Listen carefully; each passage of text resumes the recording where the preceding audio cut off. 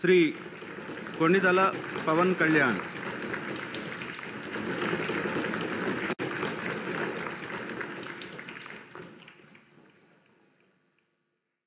కొణిదల పవన్ కళ్యాణ్ అనే నేను శాసనసభ సభ్యుడిగా ఎన్నికైనందున శాసనం ద్వారా నిర్మితమైన భారత రాజ్యాంగం పట్ల నిజమైన విశ్వాసం, విధేయత చూపుతానని, భారతదేశ సార్వభౌమాధికారాన్ని, సమగ్రతను కాపాడుతానని, నేను స్వీకరించబోయే కర్తవ్యాన్ని శ్రద్ధాశక్తులతో నిర్వహిస్తానని దైవ సాక్షిగా ప్రమాణం చేస్తాను.